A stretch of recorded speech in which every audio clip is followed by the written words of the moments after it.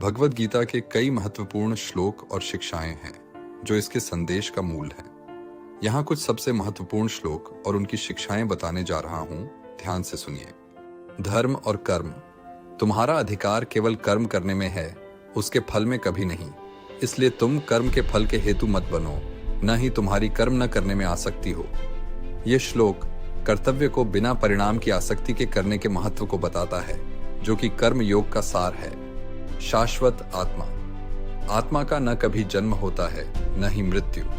यह अजन्मा, शाश्वत, सदैव विद्यमान, पुरातन है। शरीर के नष्ट होने पर भी आत्मा नष्ट नहीं होती। यह श्लोक आत्मा की अमरता और शाश्वत प्रकृति को सिखाता है, जो गीता के दर्शन का केंद्र है। भक्ति मार्ग। जो भक्त अनन्य भाव से मेरी पूजा करते हैं और मुझ में ही ध्यान लगाते हैं, उनके योग और क्षेम का मैं वहन करता हूँ। यह श्लोक भक्ति और भगवान की शरण में जाने के महत्व को दर्शाता है, जो आत्मिक संतोष प्राप्त करने का मार्ग है। सभी प्राणियों की समानता।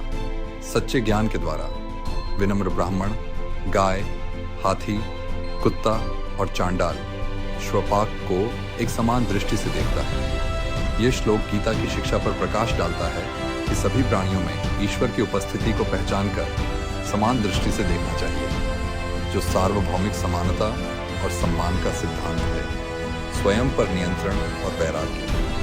मनुष्य को स्वयं के द्वारा अपनी उन्नति करनी चाहिए और स्वयं को अधोगति में नहीं ले जाना चाहिए, क्योंकि आत्मा ही मनुष्य का मित्र है और आत्मा ही मनुष्य का शत्रु भी है। यह श्लोक आत्मनियंत्रण और मन के आत्मिक प्रगति में भूमिका के महत्व को सिखाता है। विश्व रूप का दर्शन। मैं समय हूं, संसारों का नाश करने वाला, और यहां सभी लोगों को नष्ट करने के लिए प्रवृत्त हुआ हूं।